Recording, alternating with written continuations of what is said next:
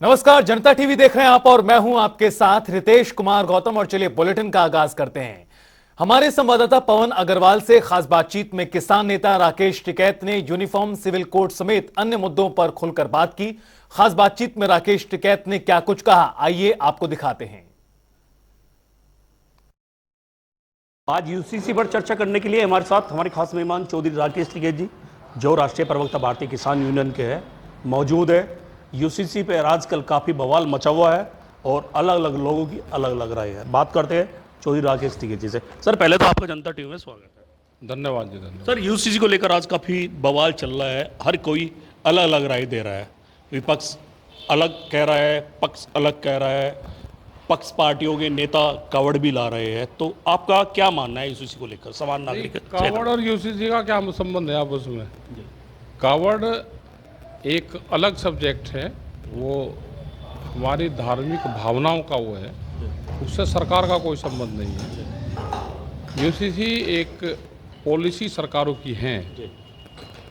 हमने ये कहा कि सब लोगों से बैठ के, जितने भी पॉलिटिकल पार्टी है, एक सर्वदलीय बैठक बुलाएं, उसमें सरकारों को इस तरह के जो कंट्रोवर्शियल वे होते हैं उस पर आपस की राय जाने और उसके आधार पे फिर इसको करा जाए। इसमें क्या क्या चीज़ इसमें डालनी है, क्या क्या इसमें से फिर निकालनी है, कौन कौन सी इसमें धाराएं उपधाराएं, उसमें सारी चीज़ें ये आएंगी।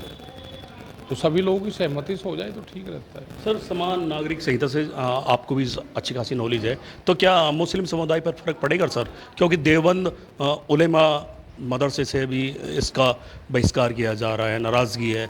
जमीयत उलेमा भी नाराज़ है, वो भी मस्जिदों के बाहर बारकोड लगाकर लोगों की राय मांग रही है कि इसका विरोध करा जाए। देखो, विरोध और इसमें ये पॉलिटिकल ज़्यादा इशू बना दिया, और पॉलिटिकल इशू बना लिया तो उसका किसको इसका लाभ होगा, उससे जोड़ कर देखे। हमने कहा कि सार्वजनिक राय मांगनी चाहिए सबसे। सार्वजनिक राय मांगोगे तो उससे जो भी कंक्लूजन निकले उसको लागू कर लो, लेकिन हर चीज़ में वोट ना तलाश करें। ये वोट की ज़्यादा राजनीति होगी, वोट ना तलाश करें इसमें कोई भी, और सर्वदलीय बैठक बुला के और कोई भी चीज़ इस तरह के कोई कानून लेकर आने हैं तो सब लोगों की सहमति से अगर आ जाएंगे तो वो ठीक रहता है। अपना ये है कि अपना प्रचार का माध्यम है सब, और एक सत्तारूढ़ पार्टी होती है, दूसरी एक विपक्ष वाली पार्टी होती है। देश में विपक्ष को भी मजबूत रहना चाहिए। अगर विपक्ष मजबूत नहीं रहेगा तो सत्तारूढ़ पार्टी तानाशाही का रुख अख्तियार कर लेती है। जो आज की मौजूदा हालात है, मौजूदा जो सरकार है, ये तानाशाह रवैया अख्तियार कर रही है। ये देश के कानून को नहीं मानती, देश के संविधान को नहीं मानती, इलेक्शन कमीशन को नहीं मानती, जितनी भी एजेंसियां हैं उनका दुरुपयोग कर रही है। तो इसका विरोध तो होगा और लोग जो त्रस्त होंगे तो इकट्ठे होंगे। लेकिन विपक्ष वालों को भी ये है कि वे 18 महीने की जेल जिसमें जाने की सामर्थ्य होगी वो विपक्ष में रुकेगा, नहीं तो सब सत्तारूढ़ पार्टी में शामिल हो जाएंगे। टिकैत साहब हमारे साथ मौजूद थे। आज 3 महत्वपूर्ण बिंदुओं पर बातचीत हुई है। एनडीए हो या इंडिया हो, जनसंख्या कानून हो या यूसीसी हो, तीनों पर बेबाक राय चौधरी राकेश टिकैत जी ने रखी है। ये तो आने वाला वक्त ही बताएगा कि जनसंख्या नियंत्रण कानून पास होता है या यूसीसी पास होता है, और एनडीए के सामने इंडिया कितना टिक पाता है, जो घटक दल विपक्षियों का बना है। देखते रहिए जनता टीवी। पवन अग्रवाल। तो वहीं मेरठ में पुलिसकर्मी का युवक को जान से मारने की धमकी देने का वीडियो सामने आया है। वीडियो में दरोगा एक युवक को यह कहते हुए नजर आ रहा है कि यहीं ठोक दूंगा। तो वहीं वीडियो वायरल होने के बाद दरोगा के खिलाफ विभागीय जांच के आदेश दिए गए हैं। दरअसल ये पूरा मामला सदर बाजार इलाके के करियप्पा रोड का है, जहां कैंट बोर्ड की टीम दल बल के साथ एक जर्जर मकान को ध्वस्त करने गई थी। इस दौरान वहां रह रहे लोगों ने इसका विरोध किया। तो वहीं नोकझोंक के बीच मेरठ पुलिस के दरोगा ने एक युवक को सरेआम ठोक देने की धमकी दे डाली, जिसका वीडियो अब वायरल हो चुका है। फिलहाल इस पूरे मामले में दरोगा के खिलाफ विभागीय जांच के आदेश दिए गए हैं। साथ ही कैंट बोर्ड की ओर से 20 से 25 अज्ञात लोगों के खिलाफ मुकदमा भी दर्ज कराया गया है।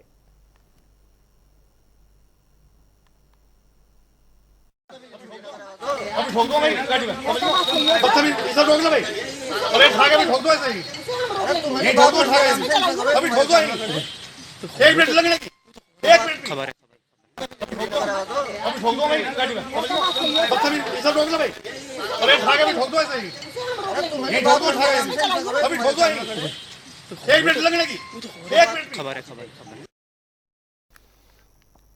आगरा में यमुना नदी का जलस्तर बढ़ रहा है। वैसे तो हर साल ताजमहल की खूबसूरती में 4 चांद लग जाता था, लेकिन इस बार यमुना का जलस्तर इतना बढ़ चुका है कि ताजमहल को डुबाने पर उतारू है। देखिए रिपोर्ट।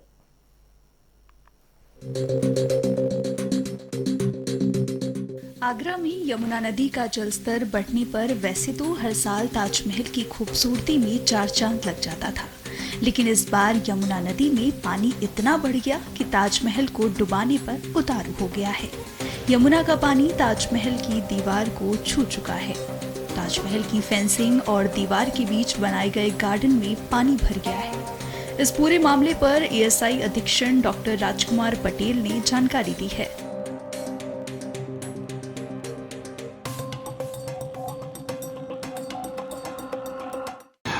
ताजमहल के पीछे भी काफ़ी पानी का लेवल आ गया है। अगर आपने देखा होगा तो ताजमहल के पीछे एक गार्डन हमने डेवलप किया हुआ है, जो जहाँ पे हमारी फेंसिंग है, फेंसिंग और ताजमहल की दीवार के बीच में एक बड़ा एरिया है, उसमें गार्डन है।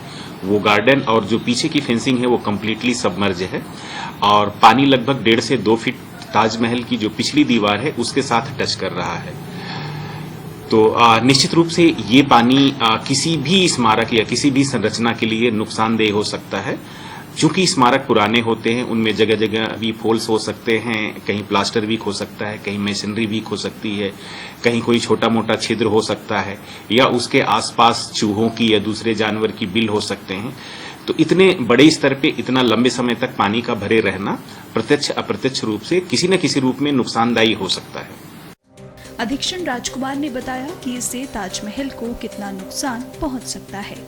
ताजमहल को ही नहीं, किसी भी पुरानी संरचना को यदि पानी 3 या 4 दिन 5 दिन कंटिन्यू भरा रहता है, जल स्तर ऊंचा रहता है, तो उससे कई नुकसान होते हैं। गाद जमा हो जाती है, आसपास चूहे या दूसरे जानवर की बिल होती है, उसमें पानी चला जाता है। पुरानी मैसनरी में वीप होल्स होते हैं, कहीं छेद होता है, उसमें पानी चला जाता है। इसके अलावा मॉइस्चर ज्यादा हो जा सकता है, तो जहां प्लास्टरिंग है और जहां पुराने प्लास्टर हैं वो खराब हो सकते हैं। तो इस तरह के कई ऐसे नुकसान हो सकते हैं, लेकिन इनका सही आकलन जब बाढ़ का पानी पीछे हटेगा, देखेंगे कि मॉइस्चर कंटेंट कितना है, कितना नुकसान हुआ है, नहीं हुआ है। यह आकलन ताजमहल ही नहीं बाकी सभी मॉन्यूमेंट में भी होगा। गंगा नदी में जलस्तर बढ़ने से कई गांव में बाढ़ के हालात हैं। दर्जनों गांव बाढ़ की चपेट में हैं और इसका जायजा लिया है बदायूं से हमारे संवाददाता अवधेश मिश्रा ने। बदायूं में लगातार जो है गंगा का जलस्तर बढ़ रहा है और गंगा जो है लगातार कटान कर रही है। वहीं इस वक्त हम एक गांव में पहुंचे हुए हैं जो बाढ़ से प्रभावित क्षेत्र है, उसी गांव में हम पहुंचे हैं। यहाँ के काफ़ी लोग हमारे साथ मौजूद हैं, इनसे जानेंगे प्रशासन की तरफ से क्या क्या व्यवस्थाएं की हैं और क्या क्या व्यवस्थाएं नहीं की हैं। हाँ, आप यहाँ गाँव के रहने वाले हो, लगातार कटान हो रहा है। लगातार कटान हो रहा है, पानी और मतलब प्रशासन की तरफ से क्या व्यवस्थाएं की है? तो ये मतलब पानी जो चल रहा है, आप लोग मतलब बालू के रेता से रास्ते को मतलब बंद कर रहे हो? पानी रेता को बंद कर रहे हैं। क्या लगभग कितने गाँव जो है इसमें बाढ़ से प्रभावित है? यहाँ कितने गाँव आ रहे हैं? यहाँ पर है कम से कम नहीं तो वहाँ से यहाँ लोग 40-45 गाँव है। यहाँ के लोगों का साफ कहना है कि प्रशासन की तरफ से जो है कोई भी व्यवस्था नहीं की जा रही है। लोग जो है, ग्रामीण जो है, वो अपने आप जो है मतलब खुद मतलब पानी को रोकने की कोशिश कर रहे हैं, लेकिन बहाव इतना तेज है कि पानी जो है रुकने का नाम नहीं ले रहा है। हमारे सहयोगी कहेंगे जरा तस्वीरों के माध्यम से है कि पूरे ही क्षेत्र में पानी दिख रहा है और इस पानी से जो है गंगा जो स्तर है क्षेत्र में तबाही मचा रही है। इस तबाही के लोग जो हैं इस तबाही से परेशान हो चुके हैं और प्रशासन से लगातार जो है न्याय की गुहार लगा रहे हैं और कह रहे हैं कि मतलब कि लगातार इससे जो है व्यवस्था की जाए, लेकिन प्रशासन की तरफ से अब तक जो है कोई व्यवस्था नहीं की गई है। प्रशासन जो है, भाई प्रशासन की अगर बात की जाए, प्रशासन जो है लगातार इस पर लगा हुआ है, लेकिन फिर भी व्यवस्थाएं जो है सुचारू रूप से ठीक नहीं हो पा रही हैं। अवधेश मिश्रा, जनता टीवी, बदायूं। तो वहीं प्रयागराज में एक सिरफिरे युवक ने अपने ही परिवार के लोगों को बंधक बना लिया और फिर मां और बहन पर धारदार हथियार से हमला कर मौत के घाट उतार दिया। इतना ही नहीं, सनकी युवक ने घर में आग लगाकर खुद को भी जिंदा जलाने की कोशिश की। वहीं सूचना मिलने पर मौके पर पहुंची पुलिस भी शख्स ने तेजाब से हमला कर दिया, जिसमें कई गंभीर रूप से झुलस गए। तो वहीं युवक को काबू करने के लिए आंसू गैस के गोले छोड़े गए और करीब 2.5 घंटे की कड़ी मशक्कत के बाद पुलिस ने सनकी आरोपी को गिरफ्तार कर लिया।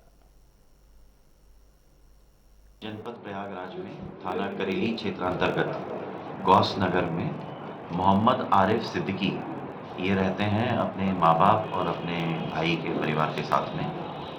इनके द्वारा आज अपने बहन को और अपनी माँ को मारा गया है कुल्हाड़ी से, और अपने फादर पे भी इनके द्वारा अटैक किया गया कुल्हाड़ी लेके, और इनके द्वारा अपने परिवार के अन्य सदस्यों को भी मारने का प्रयास किया।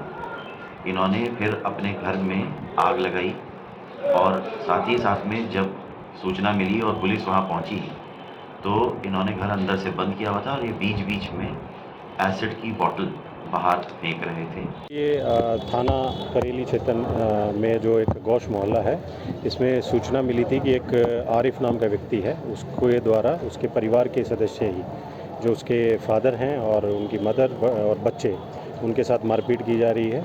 तो इसी पे तत्काल पुलिस यहाँ मौके पे पहुँची और इसमें उसने चाकू से और कुल्हाड़ी से उसके परिवार के ही सदस्यों पे हमला किया था, जिससे जो घायल लोग हुए थे उनको पुलिस के द्वारा इवैक्यूएट करके हॉस्पिटल पहुंचा दिया गया है।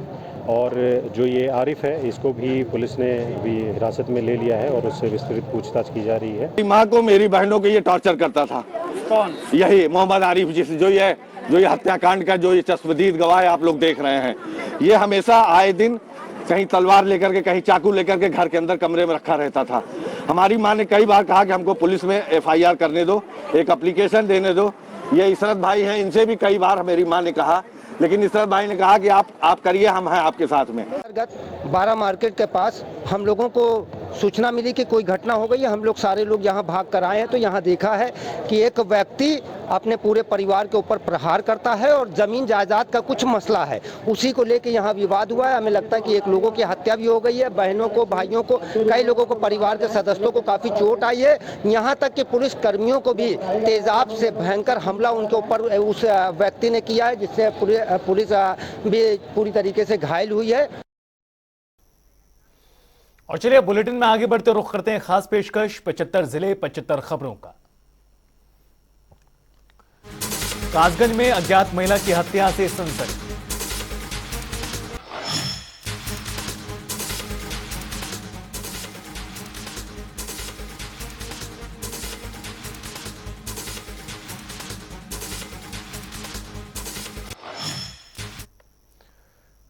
फिलहाल रुकेंगे यहां पर एक ब्रेक के लिए। आप देखते रहिए जनता टीवी।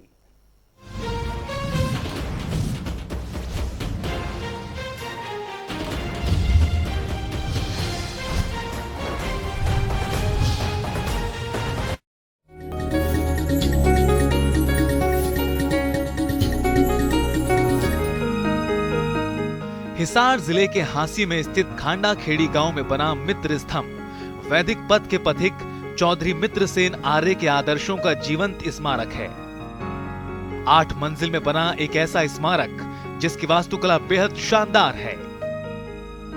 मित्र स्तंभ में बने सभी दलों की अलग अलग विशेषता है, जिसमें ब्रह्मांड की उत्पत्ति से लेकर वैदिक काल की महत्ता, रामायण, महाभारत और गीता उपदेश को भी दर्शाया गया है। साथ ही हमें देखने को मिलती है प्राचीन भारत से लेकर आधुनिक भारत की सफल कहानी। तो हरियाणा की सांस्कृतिक विरासत को भी बखूबी यहां दिखाया गया है। एक पूरा तल चौधरी मित्रसेन आर्य को समर्पित है। उनके आदर्शों को आने वाली पीढ़ी के लिए संजोए रखने के लिए हिसार के खांडा खेड़ी गांव में मित्र स्तंभ का निर्माण किया गया है। ये मित्र स्तंभ आदर्श विचारों का जीवंत स्मारक है।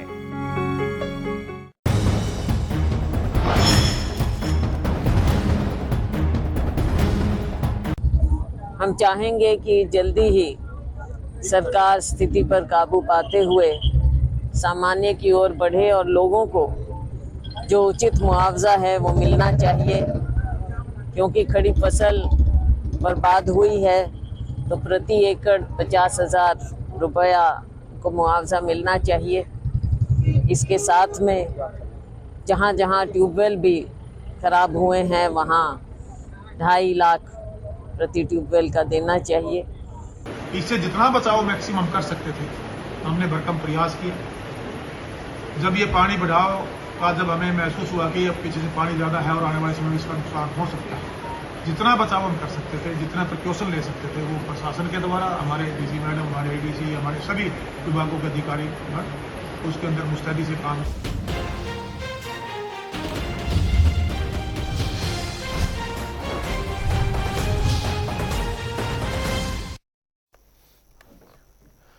ब्रेक के बाद एक बार फिर आप सभी का स्वागत है और चलिए बुलेटिन में आगे बढ़ते रुख करते हैं एक बड़ी खबर का। ब्रेकिंग न्यूज से आपको रूबरू करा दें जो इस बीच आ रही है। यमुना के बाढ़ में जेई बह गई, अभी तक तलाश जो है वो नहीं हो पाई है। सहारनपुर से इस वक्त की बड़ी खबर, 2 घंटों से ये रेस्क्यू चल रहा है। खंभों को ठीक करने टीम पहुंची थी, लेकिन पानी इतना तेज आया, पैर फिसलने से जो जेई हैं वो नदी में बह गए। बड़ी खबर, ये बड़ा हादसा पेश आया है सहारनपुर में। आपको बता दें कि सहारनपुर उन जिलों में शामिल है उत्तर प्रदेश के जहां बाढ़ के पानी से काफी ज्यादा नुकसान हुआ है। और इस बीच ये बड़ी खबर आई है जहां बाढ़ के पानी में जेई के बहने की जानकारी है। दरअसल टीम पहुंची थी खंभों को ठीक करने के लिए, लेकिन इस दौरान हादसा हुआ, पैर फिसलने से नदी में बह गए जेई। तस्वीरें आपको दिखा रहे हैं, करीबन 2 घंटे हो चुके हैं इस रेस्क्यू को शुरू हुए, लेकिन अभी तक जो है कामयाबी नहीं मिल पाई है टीम को। 2 घंटों से रेस्क्यू किया जा रहा है। इस वक्त की बड़ी खबर, यह बड़ा हादसा पेश आया है जहां पर जेई एक बताए जा रहे हैं जो पैर फिसलने से नदी में बह गए हैं। लगातार जिस तरह से नदियों में उफान आया हुआ है, और बात करें सहारनपुर यमुना नदी की जो काफी ज्यादा नुकसान पहुंचा रही है। और महेश भार्गव हमारे सहयोगी सहारनपुर से जुड़ गए हैं फोनलाइन पर ज्यादा जानकारी के लिए। महेश, ये बड़ी खबर और कहीं ना कहीं बड़ा हादसा पेश आया है सहारनपुर में, आखिरकार किस तरह से घटना पेश आई? बताया जा रहा है कि एक जेई पानी में बह गए हैं। आज सुबह क्योंकि जब से बाढ़ आई थी तो यमुना के बीच में उत्तर प्रदेश सीमा और हरियाणा की सीमा पे 3-4 गांव ऐसे हैं जहां से पिछले 10 दिनों से सप्लाई नहीं थी। क्षेत्रीय विधायक लगातार ये प्रयास कर रहे थे विभागीय अधिकारियों पर दबाव बनाकर कि वहां जल्दी से जल्दी सप्लाई चालू की जाए। तो आज प्रमोद कुमार जेई और विभाग के 10 और अधिकारी और कर्मचारी यमुना में इस लाइन को चालू कराने के लिए गए थे। तभी यमुना का बहाव बहुत तेज था और प्रमोद कुमार जो जेई थे वो पैर फिसलने की वजह से उस तेज बहाव में बह गए। रितेश, महेश, क्या कोई जानकारी मिल पाई है? क्योंकि लगातार बताया जा रहा है जो ढूंढने का उनको प्रयास है वो अभी भी बरकरार है। नहीं, बिल्कुल, जैसे ही उनके मतलब यमुना में बहने की सूचना प्रशासन को मिली, जिलाधिकारी दिनेश कुमार सिंह और बिजली विभाग के सभी बड़े अधिकारी, चीफ इंजीनियर खुद मौके पर पहुंचे। जिलाधिकारी ने खुद जो पीएससी फ्लड है उसके जवानों को लगाकर बोट के माध्यम से पूरी यमुना में रेस्क्यू ऑपरेशन चलाया हुआ है, लेकिन अभी तक प्रमोद कुमार का कोई भी किसी भी तरह की सवाल है कितनी बड़ी लापरवाही का मामला हो सकता है, क्योंकि अगर इस तरह से टीम के लोग बहेंगे जो रेस्क्यू में जुटे हुए हैं, जो प्रशासन में लोग मौजूद हैं, अगर उनके साथ इस तरह से हादसा हो रहा है, क्या कोई तैयारी नहीं थी, पीछे से बैकअप मौजूद नहीं था, जानकारी नहीं थी कि पानी तेज हो सकता है? नहीं, जानकारी तो थी उनको कि वहां पे पानी का बहाव पूरा तेज है और उनका पैर जो है अचानक फिसल गया और फिसलने से फिर वो पानी के साथ बह गए। आसपास उनकी तलाश की जा रही है, पूरा प्रशासन उनको तलाश करने में लगा हुआ है। रितेश, चलिए, बहुत बहुत शुक्रिया महेश तमाम जानकारी देने के लिए। आपको बता दें कि पैर फिसलने से यह हादसा हुआ है जहां पर जो जेई हैं वो पहुंचे हुए थे टीम के साथ, और जो बिजली के खंभे, दरअसल व्यवस्था को दोबारा से शुरू करने की मांग की जा रही थी, उसी के अनुसार काम करने पहुंचे थे पूरी टीम के साथ, लेकिन इस दौरान पैर फिसला और यह हादसा पेश आया। और फिलहाल इस बुलेटिन में इतना ही। आप देखते रहिए जनता टीवी।